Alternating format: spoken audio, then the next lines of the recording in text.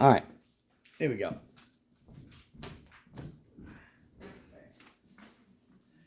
All right, so a couple weeks ago we finished it. We looked at chapter 5. We talked about the scroll that was in heaven and that Jesus was the only one worthy to open it. The scroll is the title deed to earth. It shows that God owns the earth and all the things on it. He created the earth and he owns it. And so that would give him the right to possess the deed to it. Okay. Last week we talked about a few different views that people take to look at the seal judgments, the different judgments. There's 3 different judgment sets: the seals, the trumpets, and the bowls. Each of them have 7 parts. So that would make 21 individual judgments if you look at it that way. The first view is the recapitulation view. I think I'm saying that right, probably not. But this view believes that the judgments are just repeated, and it's basically 3 separate judgments of 7, or 3 separate ways to look at 7 judgments. If there's only 7 judgments, there's not 21. And so that's one way to look at it. The consecutive view, this view tells us that all events take place in the order that they are described in the book of Revelation, as you know, each one is unleashed or whatever. And then the last view is the progressive intensity. This belief is that each judgment will get worse as each one progresses. So, and as we go through the book of Revelation, the closer you get to the end times, the more intense they become, because God's wrath is starting to get poured out more and more on the earth. And so that's those are the 3 different ways to look at it. I'm not the first one I mentioned, the recapitulation whatever view. That one's a little foreign to me. I didn't really know that much about that one.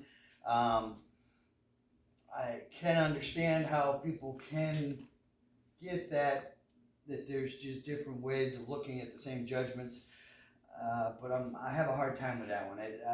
I would either go with the consecutive view or the progressive intensity, because to me, it's what I've studied so far. It does seem like they do get worse the closer it gets to the end times. But today we're going to jump in. We're going to start breaking the seals. We're in chapter 6, and so we're going to work through 3 of the seals today.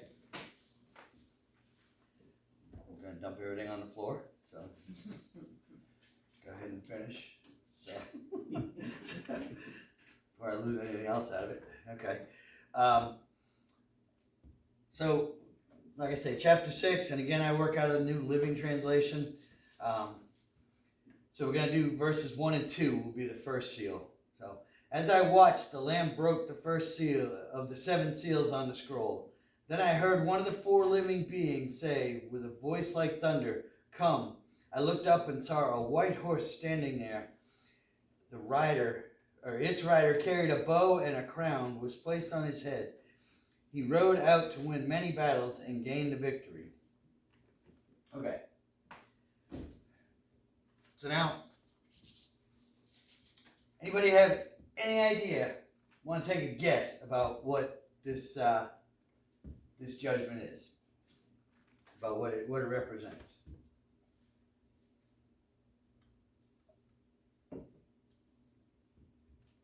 Okay. Well, the rider on the horse, it's a white horse. He has a bow. He has a crown. Okay. He has no arrows. Does not mention any arrows. So this is about conquest. But conquest through peace and diplomacy and things like that.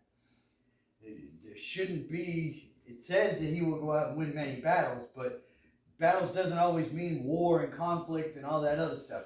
I mean, it does mean conflict, but not through war and bloodshed and all that other stuff. It doesn't always mean that. There are battles that take place all the time between people and countries and whatever, and they talk it out and they work it out and stuff, and then they come to an agreement and stuff like that. And this is going to be more, this judgment, the rider on the horse has the power to basically conquer the world through peaceable means. He will conquer the world at first. It should be bloodless. But the peace that comes with him will be a false peace. Okay, we'll see here shortly that he will he'll turn and it'll get ugly. Okay. Like I say again, this is a bloodless thing. It's without war. Okay. Jesus would be later on is on a white horse. So basically, this person is mimicking what Jesus is going to do. He's going to come forward and he's going to act like the Savior. He's going to act like Jesus, but he's not going to be Jesus. It's way too early for Jesus to be on the scene at this point. And so, who would come forth and try to convince the world that they're Christ? The devil. Right. Devil, Antichrist, all that stuff. So we know that there will be a person that will come. The devil will set him up on the earth as the Antichrist, and that person starts out by bringing peace to the world, making an agreement with Israel, bringing peace to the world, and we'll see that here later on. Okay? But basically, this person is an imposter, a false god. Okay.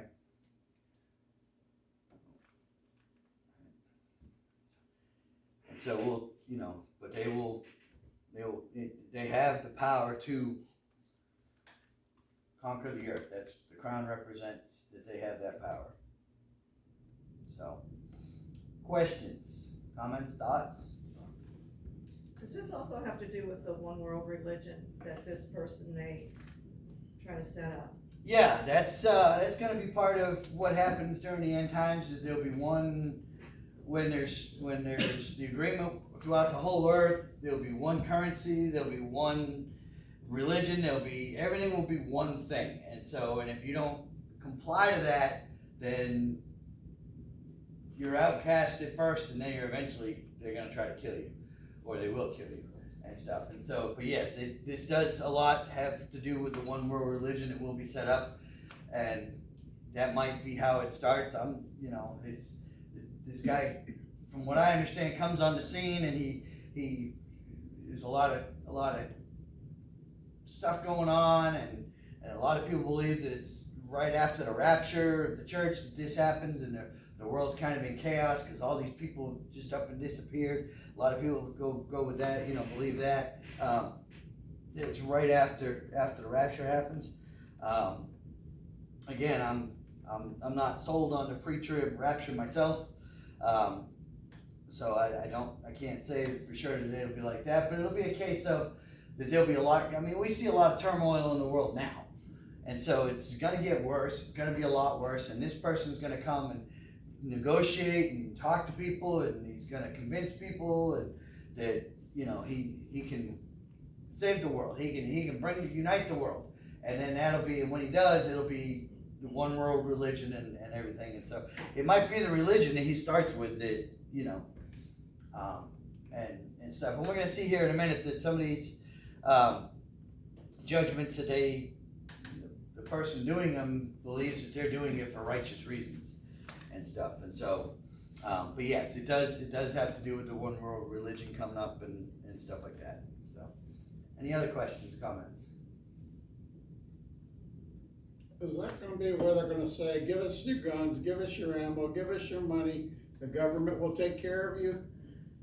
That's probably going to be part of it, yes. That they will disarm. We're getting there. Yeah, that they will disarm the world, including the countries of their weapons. It's not just going to be the people, but it will be, all the countries will give this guy all their weapons, and he'll have control over all their weapons. In the world, you're saying? Yeah, in the world, right. Well, that's already started with New Zealand, Australia, Canada. Mm-hmm. Right. So I just think there would be a mistake here. I'm serious about the Oh, I South know, and I New York know. and California, New York, and all the rest of them. They're, They're working on I will it. say, I will think there'll be another revolution here before basically people in the South, including Texas and that, but not California, to give up their weapons. Unless Joe and the rest of them strike down the Second Amendment. Yeah, I definitely am not disputing that. I just don't know how long that's gonna take. I believe that at some point in time that we won't have the Second Amendment anymore. We won't have the right to, and then we won't have the First and all the other amendments too, once, Well, the First Amendment's half gone already. yeah. Well, Exactly. it's just like those birth pains that it's like they're intensifying, Right, and when that child's getting ready to be born, things start happening a whole Yep. lot quicker. oh yeah, exactly, so, yep, and that's what we're we're seeing, and that's what Jesus described, so, he did describe that. So in fact, let's look at that now, I was gonna look at that later, but let's look at that now. Matthew 24, verses 4 through 8. Okay, he says, Jesus told them, "Do not let anyone mislead you, for many will come in my name claiming I am the Messiah. They will deceive many. You will hear of wars and threats of wars, but don't panic. Yes, these things must take place, but the end won't follow immediately. Nation will go to war against nation and kingdom against kingdom. There will be famines and earthquakes in many parts of the world. But all this is only the first of the birth pains, with more to come." Alright, so here in Jesus' own words, he's talking about how it's just going to get worse and worse and worse and worse. And it's going to take a while. As he's saying that these things are going to happen, there's going to be wars and rumors of wars, and countries are going to be fighting each other and everything. But that the end's not immediately coming at that point. That it's going to be further on. It's going to take a while longer and stuff. And so we don't know if he's just talking about the 7-year tribulation period, or if he's talking about longer. We don't know. But he is saying that it's going to be bad. And one thing to note with that is that he's talking to the disciples when he's talking about that. And so, yeah, he's saying he's cautioning them to not be deceived and things like that. But when he's talking about the end times, if and I'm not disputing, and I'm not trying to get into philosophical or theological debates on it or whatever, but Jesus is giving a warning to the disciples to watch out in the end times. So, really, rapture? Why does he have to warn them if they're going to be raptured out of here and they don't have to even think about the end times? So again, rapture is something that I think is a great idea, and I really hope it's true. I really hope it happens at the beginning and we don't have to sit and go through the whole thing. But I honestly don't know, and I don't let it become a major issue for me, because it's not a salvation issue. But the key to that is that if the rapture happens, it could happen now, it could happen at the end of the tribulation, it could happen anytime in history. So be ready. That's the big thing. Be ready in your walk with God and in your salvation, and great. If it happens, it happens. Great. So I'm ready for the rapture to happen now, because I want to go be with my wife. So, but Oops. that was a good catch though, wasn't it? but yeah, so I'm ready, whenever.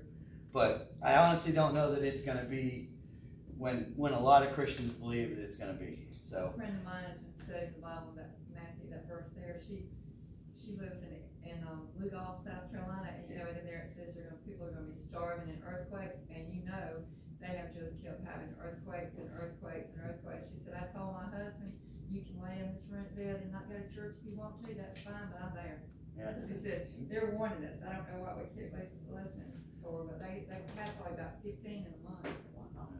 Yeah. She Yeah. said, they're shaking us up, trying to shake us up. Yeah. So, and Yeah. that's That'll what, get your attention, it's a weird feeling. that's what a lot of the judgments and things that are coming are for, is to get the attention of those that don't believe and to help them The see people their who are needs. starving, every day you see on TV, all the ones people are gonna starve, that's what they're all over, almost And everywhere. much of Africa is already It's gonna get starving, worse. thanks to that war in Ukraine, if I understand correctly. But they're giving the food supply away to foreign countries, third world countries, when they have people here starving, they don't care about that, that's despicable. Right, right. That's my thing. You wanna feed the world, but the hell- the heck All with- it, you're it's other all people. mixed up and confused, that's the point, I guess. I wanna take care of us before them, cause they're not ever gonna help us. Right. We won't ever see anybody doing that for us. It says in Proverbs that, I can't tell you the exact verse or whatever, but I do know it's there. I have read it several times, that a man that does not take care of his own household is worse than an unbeliever.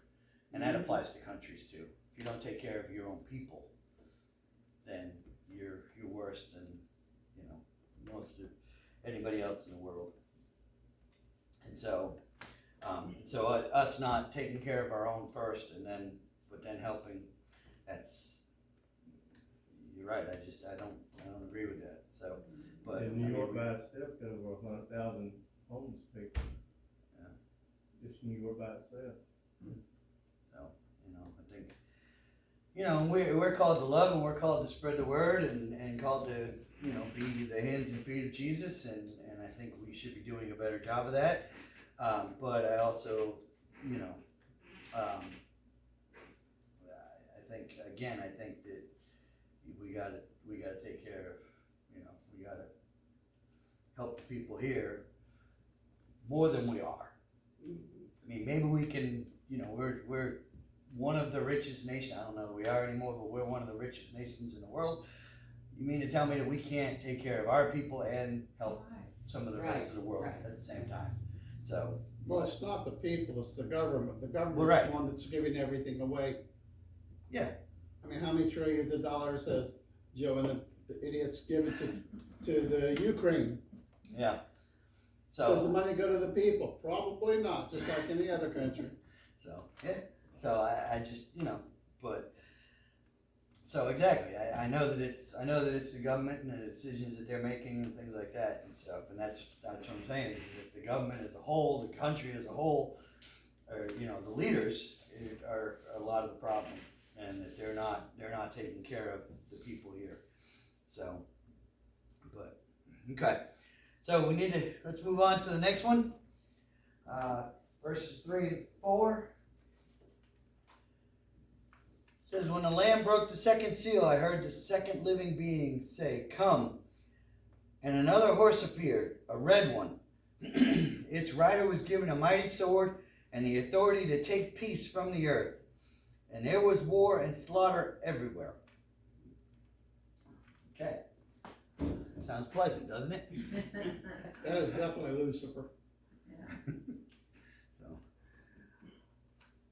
So he comes on a red horse, has the power to remove peace from the earth. Much blood will be shed, hence the redness of the horse, because there will be a lot of bloodshed.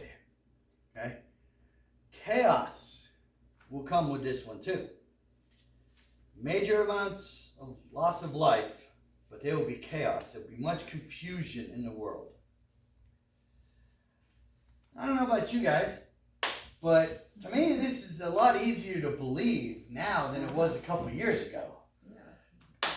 Okay, because a couple of years ago, before COVID and everything, we knew that governments did some kind of crazy stuff sometimes or whatever, but, I think we just witnessed a period of time where we went through and they're telling you, do this to protect yourself from this thing, and then the very next day they're telling you, do the exact opposite to protect yourself from this thing. And it just created a whole lot of confusion and distrust for people in charge and everything. And I really honestly think that a lot of that, there's going to be a lot of chaos with this, and there's going to be a lot of confusion, and that's how a lot of these things really get rolling. Is that there's a lot of confusion and chaos, and we're seeing a dividing of people. I think that our country and other countries of the world are purposely dividing their people so that they can rule over them easier. And that's how a lot of dictatorships start. And so, You know what, Bruce, I don't, the person that comes to mind in our modern day times, but I'm not saying he's a person, but kind of fits a little bit of this description, would be President Putin from Russia.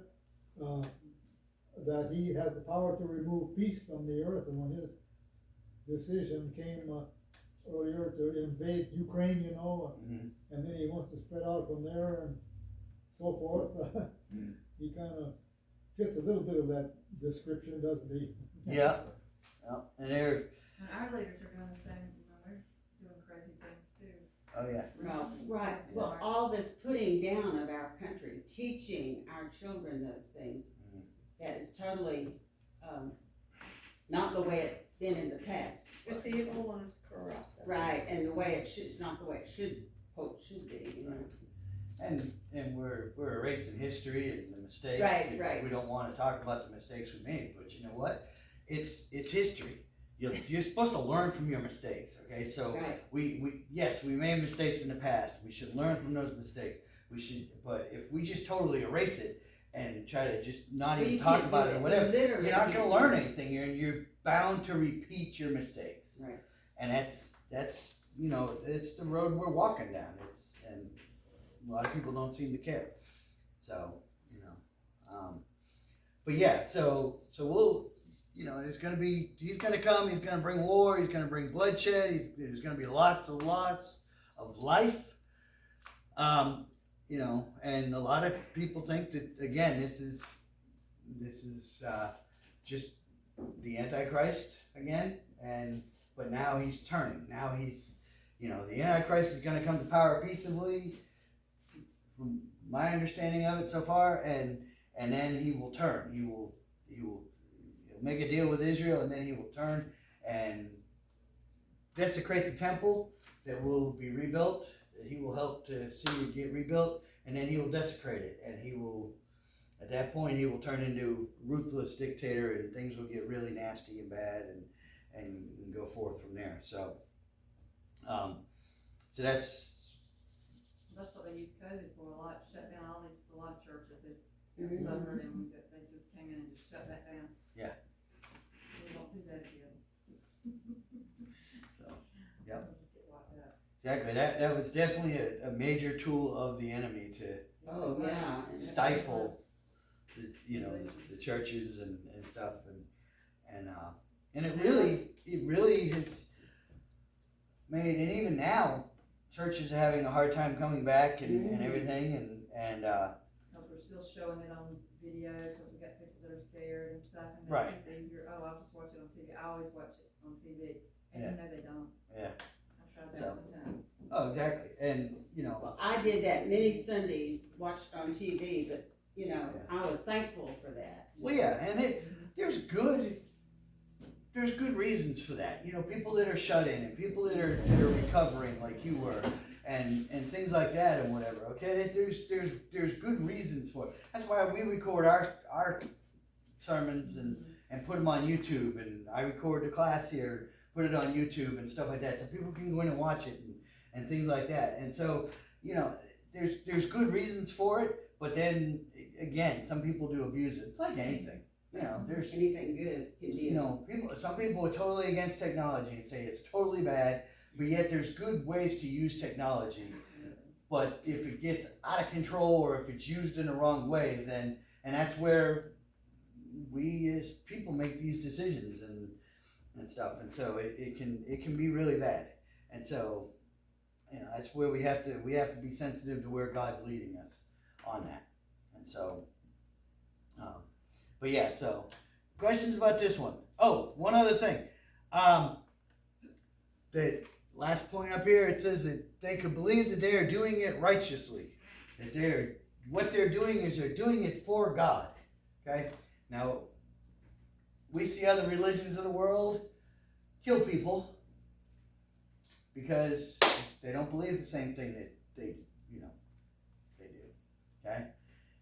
They feel like that that their God has told them to do that, and that they're doing it for God, and that they're serving God by killing you because you're a Christian and they're whatever. That's right, Bruce.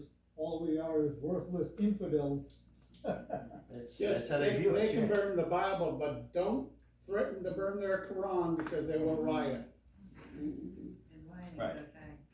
So exactly, and there are others too. There are others like that as well, and stuff. And so they feel that they're doing what they're doing, for God. And so that's a lot of the attitude that will come with it. And a lot of the thing about it is that they'll believe that they're on a mission from God, and when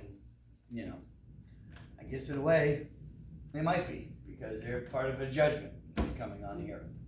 So, just not the way that they think it'll be. So, okay. All right. Let's get this last one in here. Verses 5 and 6. Okay. When the Lamb broke the third seal, I heard the third living being say, "Come." I looked up and saw a black horse, and its rider was holding a pair of scales in his hand. And I heard a voice from among the four living beings say, "A loaf of wheat bread or 3 loaves of barley will cost a day's pay, and don't waste the olive oil and wine." Okay? Black horse.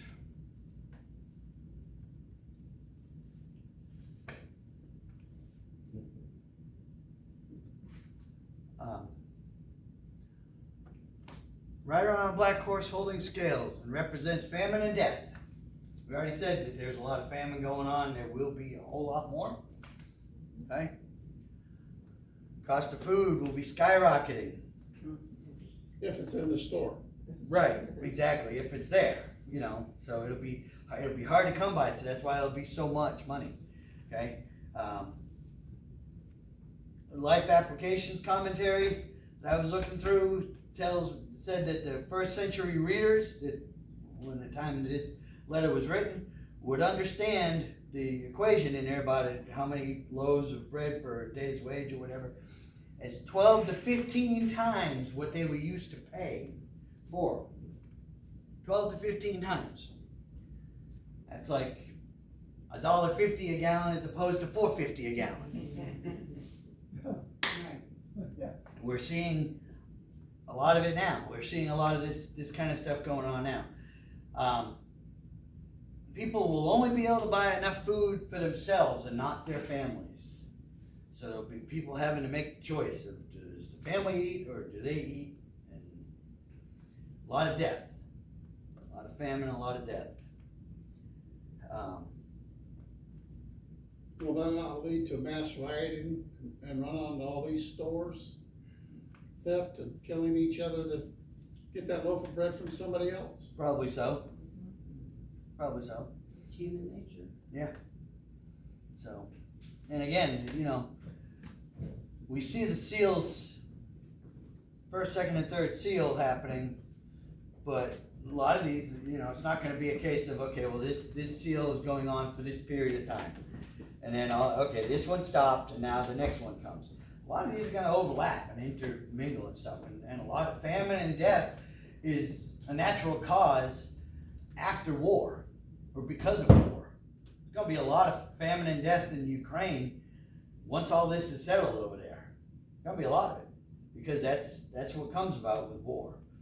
And so, a lot of these are kind of overlapping and intermingling, and they're, but, and so but we, you know, as like I said, as we're seeing now, we're seeing some of this now in our country where it's getting higher and higher, and inflation's just gone through the roof and everything, and so, you know, but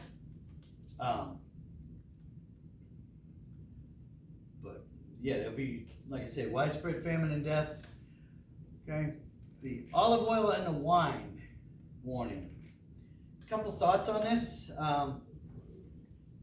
One, it'll be a caution and to conserve two staples, because they needed the olive oil to cook with and to make things with and stuff, and the wine, because you couldn't really drink the water during that time period. They had to drink wine, and so basically those were staple, and so it's a caution to keep those staples, to make sure that you have those.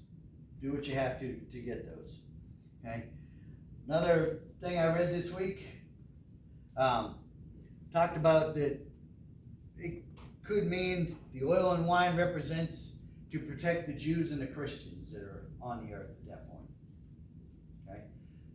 Now, again, there's going to be people that are going to come to the Lord, even if the rapture happens as planned, as people think at the beginning of all this. There will be people that will come to the Lord and be saved during this time period. It's one of the reasons that all this is going on, is because God is just trying one more time to draw people, get people's attention, like you say, shaking them up, you know, to get their attention, to see their need for God, to cry out to God and say, okay, Lord, save me. I know that I can't, nothing I can do about this, save me, and stuff. And so there'll be Christians and some Jews that we'll talk about, the 144,000 Jews that will be set apart, 12,000 from each tribe. Specifically here soon, we'll see that here in the next few chapters and everything. But and so some people believe that that's what that represents, the oil and the wine, to conserve, to save, to protect. We saw in the letters to the churches that there was promised protection during the times of trouble, during the great time of trouble, is what one of the churches was told. And that could be part of this. And so, again, it's, you know, that there'll be protection for that could be what that represents. Again, I don't know. Or could just mean conserve all you can, because, you know, times are going to be really, really tough. There'll be a lot of starvation. There'll be a lot of you know, like you said, not being able to find food. There'll be, you know, shortages of everything, and it'll be really, really bad. So, but yeah. So in between the war, the confusion and conquest of the red horse and the high inflation of the black horse, there'll be major food shortages, and many people will starve, and the famine will just be incredibly great and over the world. And again, like Jesus said in Matthew 24, this is just the beginning. Just the beginning, just the early birth pains of the end times. And so, right now. huh? That's so right now, isn't it? Yeah. Scary. You know, yeah. I mean, are we in the end times? Don't know. Probably. I never thought I would live to see it until the last few years. I mean, you know, I Yeah. never crossed my mind, but now Right. I definitely think I'll be here. Yeah. You know, but are we just in the very beginning stages of it? Or how far are we in? You know, I mean, it's, you know, every day that we are here, we're closer, one day closer to the end. So, you know, you can say we're closer to the end times than we ever have been before, and that's a very true statement, because like I say, every day we're moving closer. So, but yeah, so I mean, that's what where we're at, and stuff, and so, but are we completely there yet? I don't know. I think we got a long way to go still, but what do I know? So, Well, God measures time so differently than we do. well, he does, yes. That's That's part of it too. And nobody knows the day or hour, not even Jesus. No, That's right. just God himself. You know, he's the only one that knows the day or hour. So, but, okay. So, questions, comments, thoughts on any of this stuff? the 3, we'll do the next 3, we'll do another 3 next week, maybe 4, maybe I'll get the 7th one in, but, so. I just kinda wanna take my time with this and really try to get a good understanding and look at all the, cause it's gonna get really crazy here soon, so we're still at the beginning of this thing, so. Again, any questions, comments, thoughts, anybody wants to add? I think